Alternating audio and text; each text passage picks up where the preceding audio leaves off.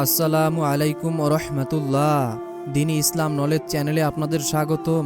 আজ আমি আপনাদের সঙ্গে আলোচনা করব, আজ পবিত্র সম্মানিত শুক্রবার দিনে অথবা রাতে যদি আপনারা নবীর প্রতি এই দুরুদের আমলটি একবার করতে পারেন অথবা এই ইস্তেগফারের দোয়া এবং এই আমলটি যদি করতে পারেন, আপনার জীবনের সমস্ত গুনাহ আল্লাহ পবিত্র জুমার দিনের ওসিলায় মাফ করেই দিবেন, ক্ষমা করে দিবেন। এবং পবিত্র শুক্রবার জুমার দিন দোয়া কবুলের একটি দিন। এই দিনে বান্দার লেখা ভাগ্যকে আল্লাহ তাআলা পরিবর্তন করে দেন এবং সপ্তাহের শ্রেষ্ঠ দিন জুমার দিন। এই দিনই বান্দার পুরো সপ্তাহের আমল আল্লাহ তাআলার সামনে পেশ করা হয়, উপস্থাপন করা হয়। তাই আপনি যদি চান সপ্তাহে একদিন আমল করার মাধ্যমে আপনার জীবনের সমস্ত গুনাহকে ক্ষমা করাবেন, তাহলে আমলটি করে যাবেন, ভাগ্য খুলে যাবে, কপাল খুলে যাবে। জীবনে অনেক জায়গায় সময় নষ্ট করেছেন। পবিত্র জুমার দিন সপ্তাহের শ্রেষ্ঠ দিন, গরিবের হজের দিন। যদি আপনারা এই আমলটি করতে পারেন, তাহলে আপনারা হজ এবং ওমরা করার সওয়াব পেয়ে যাবেন। আপনি লক্ষ লক্ষ কোটি কোটি টাকা দিয়ে হজ করে আসবেন, কিন্তু সেটা কবুল হবে কিনা তার কোনো গ্যারান্টি নেই। কিন্তু এই নিয়মে যদি আমলটি করতে পারেন, তাহলে আপনারা হজ এবং ওমরাহ করার সওয়াব পেয়ে যাবেন। এবং যে আমল বা যে দোয়া পড়লে বিশ্বনবী হযরত মুহাম্মদ সাল্লাল্লাহু আলাইহি ওয়াসাল্লামের সঙ্গে জান্নাতে যেতে পারবেন, মৃত্যুর পর নবীকে কবরে দেখে আপনি চিনতে পারবেন, আপনার দুনিয়াবি যাবতীয় সব সমস্যা আল্লাহ তাআলা দূর করে দিবেন। যারা বিপদ আপদ বালা মুসিবত দুঃখ কষ্টের ভিতরে আছেন, যাদের টাকার সমস্যা, অভাব অনটন দারিদ্রতা আপনাকে গ্রাস করে ফেলেছে, হতাশা ও দুর্বলতা আপনাকে দিন দিন দুর্বল করে দিচ্ছে, আমি আপনাদের অনুরোধ করে বলবো, জীবনে একটিবার হলেও এই ফজিলাতপূর্ণ বরকতপূর্ণ দিনের আমলটি করে যাবেন। জীবন পরিবর্তন হবে, ভাগ্য খুলে যাবে। আল্লাহ আপনার উপর খুশি হয়ে আল্লাহর রহমত নাজিল করবেন। নবী করিম সাল্লাল্লাহু আলাইহি ওয়াসাল্লাম বলেছেন, জুমার দিন দোয়া কবুল হওয়ার একটি সময় আছে। কোনো মুসলিম যদি সেই সময়টা পায় আর তখন যদি সে আল্লাহ তাআলার কাছে যে কোনো কামনা বাসনার কথা বলে অথবা যে কোনো কিছু চায়, আল্লাহ তাআলা ওই সময়টাতে তার মনের আশা ও মনের মাকসুদ পূরণ করে দেয় এবং তার যে কোনো চাওয়া পাওয়াগুলো আল্লাহ তাআলার কাছে বললে তখন সেটা তিনি দিয়ে দেন। তাহলে একটিবার ভেবে দেখুন, যদি সপ্তাহে আপনি একদিন আমল করার মাধ্যমে আপনার জীবনের গুনাহ মাফ করাতে পারবেন এবং আপনার সকল সমস্যার সমাধান নিয়ে আসতে পারবেন। আর এই জন্যই অনুরোধ করে বলছি, জীবনে একটিবার হলো এই আমলটি করবেন। এই উদ্দেশ্যে ভিডিওটি না টেনে একদম শেষ পর্যন্তই দেখতে থাকুন। অনুরোধ করছি, আমরাই প্রথমবার নারীদের ছবি ছাড়া কিংবা হারাম কোনো ছবি ছাড়া ইউটিউব এবং ফেসবুকে ভিডিও দিয়ে থাকছি। এরকম ভিডিওগুলি যদি আপনি আপনার ফোনে পেতে চান, এজন্য অবশ্যই দিনী ইসলাম নলেজ চ্যানেলটিকে সাবস্ক্রাইব করে রাখুন এবং পাশে দেখতে পাবেন বেল বাটন রয়েছে, ওটিকে অন করে রেখে দিন। এতে করে প্রতিটা ভিডিও আপলোড করার সঙ্গে সঙ্গে আপনাদের কাছে নোটিফিকেশন চলে যাবে। তো চলুন শুরু করি। রাসূল সাল্লাল্লাহু আলাইহি ওয়াসাল্লাম বলেছেন, যখন জুমার দিন আসে, ফেরেশতারা মসজিদের দরওয়াজায় দাঁড়িয়ে প্রথম থেকে শেষ পর্যন্ত আগন্তুকদের নাম লিখতে থাকে। কে সবার আগে আসলো এবং কে তারপরে আসলো এবং তারপরে কে আসলো। একের পর এক তারা আগন্তুকদের নাম লিখতে থাকে। প্রথম ব্যক্তি যে মসজিদে প্রবেশ করলো, সে ওই ব্যক্তির মতো সওয়াব অর্জন করলো যে কিনা একটি উট সদকা করলো। অর্থাৎ যে ব্যক্তি সর্বপ্রথম জুমার দিন মসজিদে গেল, সে ওই ব্যক্তির মতো সওয়াব পেল যে একটি উট সদকা করলো। এরপরে দ্বিতীয় নাম্বার যেই ব্যক্তি মসজিদে গেল, সে ব্যক্তি ওই ব্যক্তির মতো সওয়াব পাবে যে একটি গাভী সদকা করলো। অর্থাৎ দ্বিতীয় নাম্বার যেই ব্যক্তি মসজিদে প্রবেশ করবে জুমার দিন, সে ওই ব্যক্তির মতো সওয়াব পাবে যে ব্যক্তি একটি গাভী সদকা করলো। এরপরে তৃতীয় নাম্বার যে ব্যক্তি মসজিদে প্রবেশ করলো জুমার দিন, সে ওই ব্যক্তির মতো সওয়াব অর্জন করলো যে কিনা একটি মুরগি সদকা করলো। অর্থাৎ যে ব্যক্তি তৃতীয় নাম্বারে গেল মসজিদে, সে একটি মুরগি সদকা করার সওয়াব পেয়ে গেল। এরপরে চতুর্থ নাম্বার যে ব্যক্তি মসজিদে প্রবেশ করলো, সে ওই ব্যক্তির মতো সওয়াব পাবে যে কিনা একটি ডিম সদকা করলো। অর্থাৎ যদি আপনি চতুর্থ নাম্বারে মসজিদে প্রবেশ করতে পারেন, একটি ডিম সদকা করলে যতটা সওয়াব হবে ততটা সওয়াব আপনাকে দেওয়া হবে। রাসূল সাল্লাল্লাহু আলাইহি ওয়াসাল্লাম ইরশাদ করেছেন, তোমরা জুমার দিন আমার উপরে বেশি বেশি দুরূদ পাঠ করো, কেননা তোমাদের পাঠকৃত দুরূদ আমার সামনে পেশ করা হয় এবং আমি তোমাদের জন্য ফেরেশতাদের কাছে দোয়া করতে থাকি এবং তোমাদের সকল সমস্যার কথা আমি বলি। শুধু যে তোমাদের পাঠকৃত দুরূদ শরীফ আমার কাছে পেশ করা হয় তেমন নয়, তোমার নাম, তোমার বাবার নাম, তোমার বংশের পরিচয়, তোমার সবকিছু লিখে ফেরেশতারা আমার কাছে পাঠিয়ে দেয় এবং আমি তা দেখে তোমাদের জন্য দোয়া করি। আর তোমরা মনে রেখো, তোমরা কেউ যদি আমার প্রতি একবার দুরূদ পাঠ করো তাহলে আল্লাহ তাআলা তোমার উপরে 10টা রহমত নাজিল করবেন। শুধু 10টা রহমত নাজিল করবেন না, এবং 10টা গুনাহকে কেটে দিবেন শুধু একবার দুরূদ পড়ার কারণে। এবং তোমার দুরূদ পড়ার ওসিলায় আল্লাহ তোমার সমস্ত গুনাহকেও মাফ করে দিতে পারেন। দিনী ভাই এবং বোনেরা, আমাদের জুমার দিন অন্য অন্য আমলের পাশাপাশি নবী করিম হযরত মুহাম্মদ সাল্লাল্লাহু আলাইহি ওয়াসাল্লামের উপরে গুরুত্বের সাথে দুরূদ শরীফ পড়তে হবে। তো আমি আপনাদেরকে আমল এবং নিয়মটি খুব সুন্দরভাবে বলে দিব। ধৈর্য ধরে যারা ভিডিওটি এই পর্যন্ত দেখে আসছেন, কমেন্ট বক্সে 3 বার আমিন লিখে দোয়াতে শরীক থাকুন। জুমার দিন সবচাইতে ফজিলাতপূর্ণ দিন হিসাবে হাদিসে উল্লেখ হয়েছে। নবী করিম হযরত মুহাম্মদ সাল্লাল্লাহু আলাইহি ওয়াসাল্লাম বলেছেন, জুমার দিন এমনই একটি সময় রয়েছে, সেই সময় যদি কেউ আল্লাহ তাআলার কাছে আকুতি মিনতি করে তার মনের সকল সমস্যার কথা বলতে পারে, তার জীবনের সকল সমস্যা আল্লাহ দূর করে দিবেন। শুধু দূর করেই দিবেন না, তার জীবনে যত বালা মুসিবত রয়েছে সমস্ত দূর করার পাশাপাশি তার জীবনে সুখ শান্তি দিয়ে তার পরিবারকে একটি সুখময় জীবন দান করবেন। হযরত আবু হুরায়রা রাদিয়াল্লাহু তাআলা আনহু হতে বর্ণিত, তিনি বলেছেন, রাসূল সাল্লাল্লাহু আলাইহি ওয়াসাল্লাম বলেছেন, জুমার দিন একটি সময় আছে যে সময় কোনো মুমিন বান্দা আল্লাহর কাছে ভালো কিছুর প্রার্থনা করলে অবশ্যই আল্লাহ তাআলা তা দান করেন। মুসলিম ও মুসনাদে আহমদ শরীফের হাদিস। দিনী ভাই এবং বোনেরা, জুমার দিন অত্যন্ত গুরুত্বপূর্ণ ফজিলাতপূর্ণ আমল হলো সূরা কাহাফের তেলাওয়াতের আমল। হযরত আবু সাউদ খুদরি রাদিয়াল্লাহু তাআলা আনহু হতে বর্ণিত, রাসূলুল্লাহ সাল্লাল্লাহু আলাইহি ওয়াসাল্লাম থেকে বর্ণনা করেছেন, যে ব্যক্তি জুমার দিন সূরা কাহাফ পাঠ করবে অথবা তার তেলাওয়াত শুনবে, তার জন্য এক জুমা থেকে পরবর্তী জুমা পর্যন্ত নূর হবে। সুবহানাল্লাহ।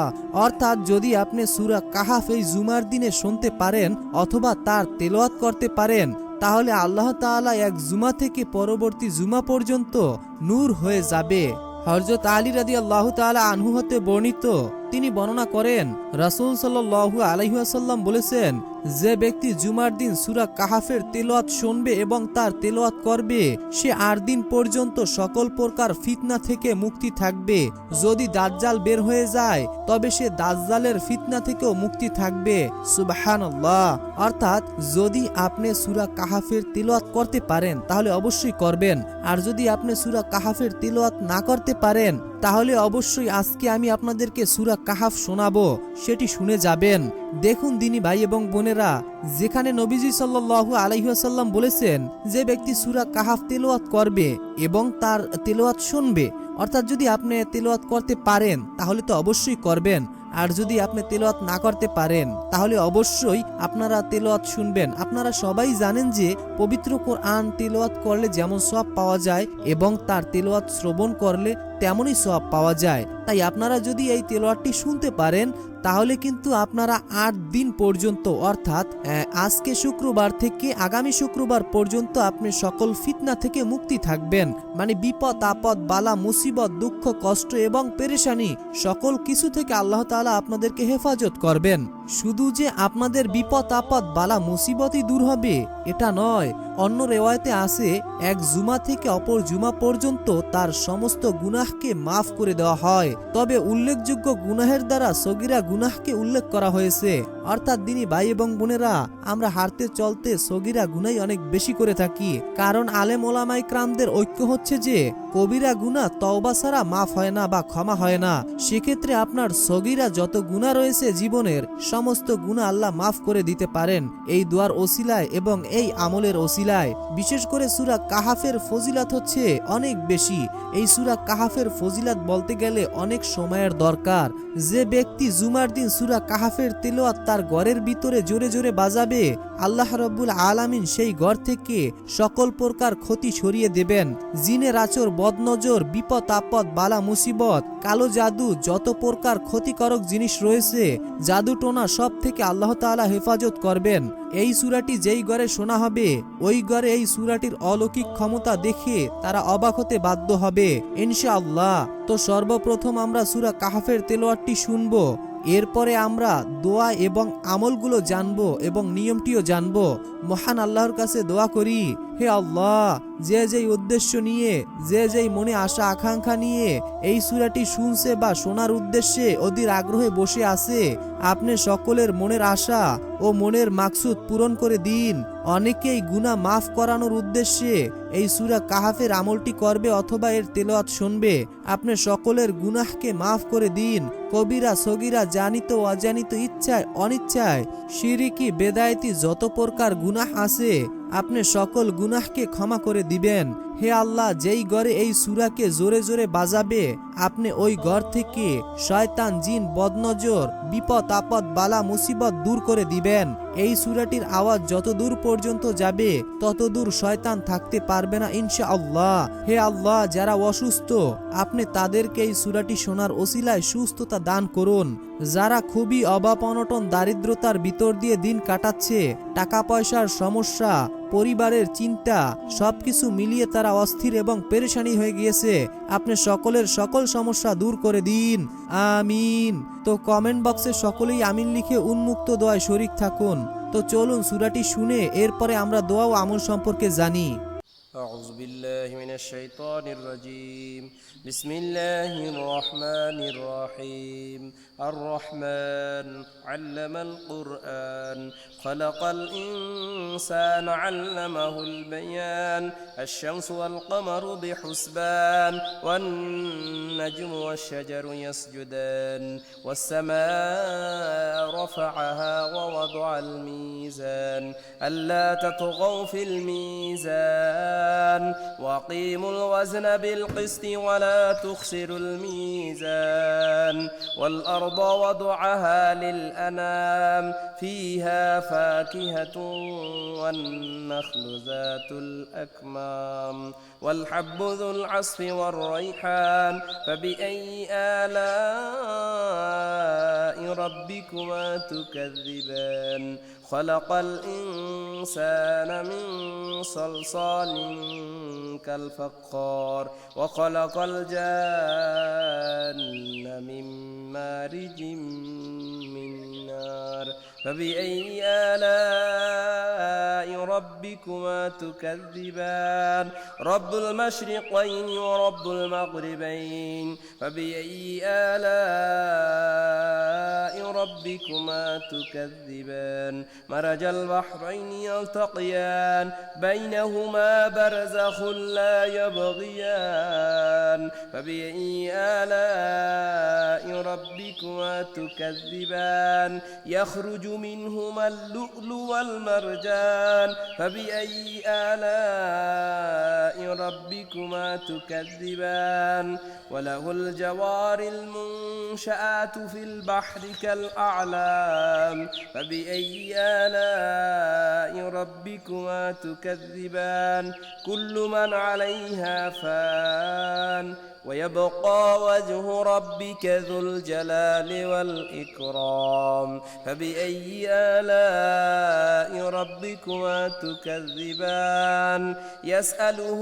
من في السماوات والأرض كل يوم هو في شان فبأي آلاء ربكما تكذبان سنفرغ لكم أيها الثقلان فبأي آلاء ربكما تكذبان يا معشر الجن والإنس إن استطعتم أن تنفذوا من أقطار السماوات والأرض فانفذوا لا تنفذون إلا بسلطان فبأي آلاء ربكما تكذبان يرسل عليكم شواذ من نار ونحاس فلا تنتصران فبأي آلاء ربكما تكذبان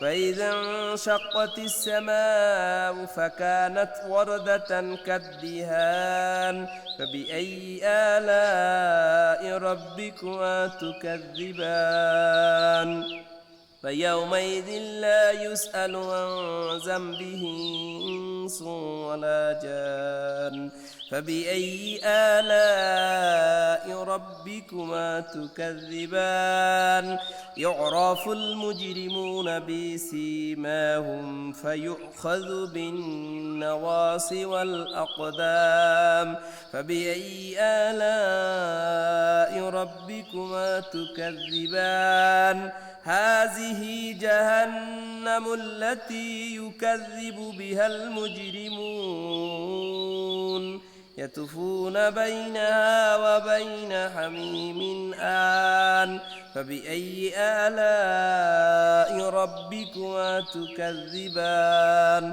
ولمن خاف مقام ربه جنتان فبأي آلاء ربكما تكذبان ذواتا أفنان فبأي آلاء ربكما تكذبان فيهما عينان تجريان فبأي آلاء ربكما تكذبان فيهما من كل فاكهة زوجان فبأي آلاء ربكما تكذبان متكئين على فروش بطائنها من استبرق وجنى الجنتين دان فبأي آلاء ربكما تكذبان فيهن قاصرة الطرف لم يطمثهن إنس قبلهم ولا جان فبأي آلاء ربكما تكذبان كأنهن الياقوت والمرجان فبأي آلاء ربكما تكذبان هل جزاء الإحسان إلا الإحسان فبأي آلاء ربكما تكذبان ومن دونهما جنتان فبأي آلاء ربكما تكذبان مدهامتان فبأي آلاء ربكما تكذبان فيهما عينان نضاختان فبأي آلاء ربكما تكذبان فيهما فاكهة والنخل والرمان فبأي آلاء ربكما تكذبان فيهن خيرات حسان فبأي آلاء ربكما تكذبان حور مقصورات في الخيام فبأي آلاء ربكما تكذبان لم يطمثهن إنس قبلهم ولا جان فبأي آلاء ربكما تكذبان متكئين على رفرف خضر وأبقار حسان فبأي آلاء ربكما تكذبان تبارك اسم ربك ذي الجلال والإكرام صدق الله العظيم দিনী ভাই এবং বোনেরা, আমি আশা করি আপনারা সকলেই মনোযোগের সাথে সূরাটি শুনেছেন এবং এই সূরাটি শোনার পর এই জুমার দিনের বিশেষ আমলগুলো করবেন। তো সর্বপ্রথম আমি আপনাদেরকে নবীর প্রতি যেই দুরুদের আমলটি রয়েছে সেই দুরুদ শরীফটি বলবো, এরপরে বাকি যেই দোয়াগুলো রয়েছে সেই বাকি দোয়াগুলো বলে দিব ইনশাআল্লাহ। বিসমিল্লাহির রহমানির রহিম। আল্লাহুম্মা সাল্লি আলা মুহাম্মাদি ওয়া আলা আলি মুহাম্মাদ কামা সাল্লাইতা আলা ইব্রাহিম ওয়া আলা আলি ইব্রাহিম ইন্নাকা হামিদুম মাজিদ। আল্লাহুম্মা বারিক আলা মুহাম্মাদি ওয়া আলা আলি মুহাম্মাদ কামা বারাকতা আলা ইব্রাহিম ওয়া আলা আলি ইব্রাহিম ইন্নাকা হামিদুম মাজিদ। আমি আশা করি আপনারা সকলেই মনোযোগের সাথে শুনেছেন। তো এখন আপনারা কিভাবে কোন আমল করবেন বা কোন দোয়া পড়বেন সেটি বলে দিচ্ছি। যারা পার্থিব জীবনে মহানবী সাল্লাল্লাহু আলাইহি ওয়াসাল্লামকে ভালোবাসে তারাই তার সঙ্গে জান্নাতের সঙ্গী হবে। আনাস রাদিয়াল্লাহু তাআলা আনহু থেকে বর্ণিত, এক ব্যক্তি নবী করিম সাল্লাল্লাহু আলাইহি ওয়াসাল্লামকে জিজ্ঞাসা করলেন, কিয়ামত কখন হবে? তিনি বললেন, তুমি কিয়ামতের জন্য কি জোগাড় করেছো? সে বলল, কোনো কিছুই জোগাড় করতে পারিনি, তবে আমি আল্লাহ ও তার রাসূলকে ভালোবাসি। তিনি বললেন, তুমি তার সঙ্গেই থাকবে যাদের তুমি ভালোবাসো। বুখারী ও মুসলিম শরীফের হাদিস। অর্থাৎ দিনী ভাই এবং বোনেরা, শুধু আপনাদেরকে আমল করলেই হবে না, আপনাদেরকে নবী করিম সাল্লাল্লাহু আলাইহি ওয়াসাল্লামের প্রতি ভালোবাসা থাকতে হবে এবং তার প্রতি শ্রদ্ধা থাকতে হবে। এবং প্রিয় নবী হযরত মুহাম্মদ সাল্লাল্লাহু আলাইহি ওয়াসাল্লাম যেই আমলগুলো করতে বলেছেন, যেই পথে চলতে বলেছেন, সেভাবে আমাদেরকে চলতে হবে। তবেই কিন্তু আমরা সেই নবী করিম সাল্লাল্লাহু আলাইহি ওয়াসাল্লামের সঙ্গে জান্নাতে যেতে পারবো। দিনী ভাই এবং বোনেরা, যারা বেশি পরিমাণ নামাজ আদায় করবে এবং সেজদা করবে, পরকালে তারা নবীজির সঙ্গে জান্নাতে থাকবে। অর্থাৎ যদি আপনারা নবীজির সঙ্গে জান্নাতে থাকতে চান তাহলে দুরুদের আমলটি করতে হবে, পাশাপাশি আপনাদেরকে আল্লাহকে বেশি সেজদা করতে হবে। মহানবী সাল্লাল্লাহু আলাইহি ওয়াসাল্লামের সঙ্গে জান্নাতে যাওয়ার সকলেরই ইচ্ছা রয়েছে। তো নবীর সঙ্গে জান্নাতে যাওয়ার যে দোয়াটি রয়েছে, এই দোয়াটি অনেকেই পারেন কিংবা অনেকেই পারেন না। অনেকে না জানার কারণে এই আমলটি করেন না, আর যারা জানেন তারা তো প্রতিদিনই এই আমলটি করেন। তো যারা জানেন না তাদের জন্য আমি এখন আপনাদেরকে নবীর সঙ্গে জান্নাতে যাওয়ার যে দোয়াটি রয়েছে সেটি বলে দিচ্ছি। আপনারা সকলেই মনোযোগের সাথে শুনুন। বিসমিল্লাহির রহমানির রহিম। রদিতু বিল্লাহি রব্বাও ওয়া বিল ইসলামি দিনাও ওয়া বি মুহাম্মাদিন নাবিয়্যা ওয়া রাসূলা। অর্থ, আমি আল্লাহকে রব, ইসলামকে দিন এবং মুহাম্মদ সাল্লাল্লাহু আলাইহি ওয়াসাল্লামকে রাসূল হিসাবে সন্তুষ্ট চিত্তে মেনে নিয়েছি। সুবহানাল্লাহ, সুবহানাল্লাহ। হযরত মুয়াজ রাদিয়াল্লাহু তাআলা আনহু থেকে বর্ণিত, আমি নবী করিম সাল্লাল্লাহু আলাইহি ওয়াসাল্লামকে বলতে শুনেছি, যে ব্যক্তি এই দোয়াটি পড়বে তার হাত ধরে জান্নাতে পৌঁছে দেওয়ার দায়িত্ব আমি নবী নিজের। সুবহানাল্লাহ, সুবহানাল্লাহ।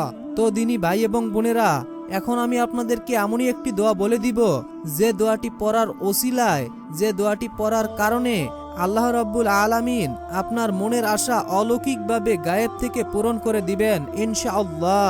দোয়াটি খুবই শক্তিশালী এবং খুবই গুরুত্বপূর্ণ দোয়া। মনোযোগের সাথে শুনুন, চাইলে স্ক্রিনশট দিয়েও রাখতে পারেন। বিসমিল্লাহির রহমানির রহিম। আল্লাহুম্মা ইন্নী আসআলুকা বিআন্না লাকাল হামদু লা ইলাহা ইল্লা আনতাল মান্নান বা'দুস সামাওয়াতি ওয়াল আরদ ইয়া জাল জালালি ওয়াল ইকরাম ইয়া হাইয়্যু ইয়া কাইয়্যুম। আপনাদের সুবিধার জন্য আরো একবার বলে দিচ্ছি, আল্লাহুম্মা ইন্নী আসআলুকা বিআন্না লাকাল হামদু লা ইলাহা ইল্লা আনতাল মান্নান বা'দুস সামাওয়াতি ওয়াল আরদ ইয়া জাল জালালি ওয়াল ইকরাম ইয়া হাইয়্যু ইয়া কাইয়্যুম। অর্থ, হে আল্লাহ, আমি তোমার কাছে প্রার্থনা করি, তুমি তো সব প্রশংসার মালিক, তুমি ছাড়া কোনো উপাস্য নেই, তুমি দয়াশীল, তুমি আকাশসমূহ ও পৃথিবীর একমাত্র সৃষ্টিকর্তা। হে মহাসম্রাট, সর্বোচ্চ মর্যাদার অধিকারী, হে চিরঞ্জীব, হে সর্বোচ্চ ক্ষমতার অধিকারী। সুবহানাল্লাহ।